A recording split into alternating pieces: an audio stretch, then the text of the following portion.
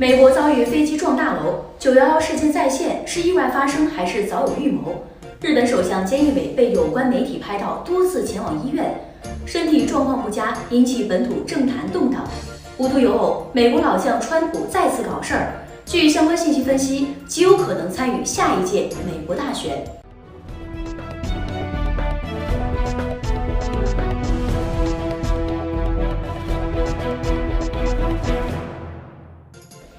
9月4号，国际传来消息，在临近911事件20周年纪念日前，美国本土再次发生飞机撞大楼事件。20年前，恐怖分子劫持民航客机，意图撞向白宫，最终在乘客的拼死阻拦下撞上世贸中心大楼，造成巨大人员伤亡，地标建筑崩塌。而20年后的今日美国为何又发生类似事件呢？据有关媒体报道，这架失控飞机型号为塞斯纳560X。事发当时飞机上共有2名乘客以及2名飞行员。该飞机从罗伯逊机场起飞，前往北卡罗来纳州罗蒂奥，最终撞上康涅狄格州一座办公大楼后坠毁了。大楼内则有约100名员工正在办公。截至目前这场飞机撞大楼事故已造成至少4人死亡，2人受伤。美国近些年来可谓是当之无愧的吃飞机专业户，民用飞机屡屡失事，军用飞机也常常迷路。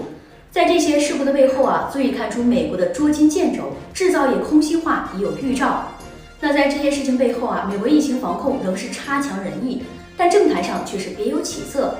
自打老年总统拜登上位以后自诩年富力强的川普不甘寂寞，尤其是阿富汗局势突变以后川普身边的人曾信誓旦旦地说他会在4年后卷土重来。而就在9月4号川普身边的高级顾问米勒在公开场合表示，自家老大会在2024年参选总统，并说特朗普输给拜登表示不服气。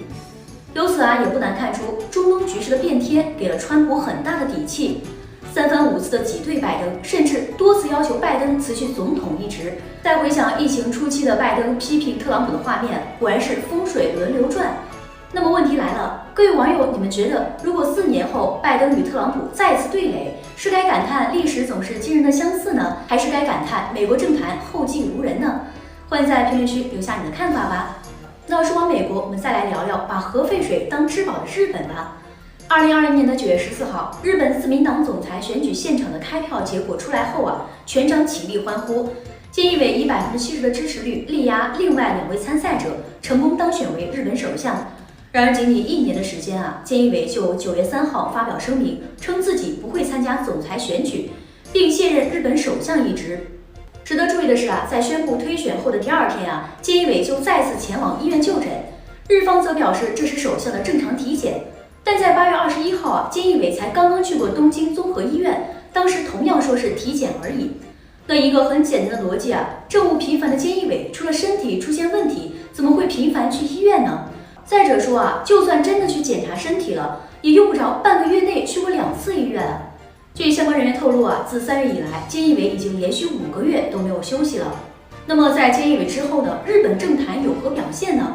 在去年选举中和菅义伟竞选总裁的对手岸田文雄宣布了将在今年继续参选的意愿，这次显然是有备而来。那到底谁能胜出呢？就让我们拭目以待吧。好了，以上就是本期的全部内容了，我们下期再见。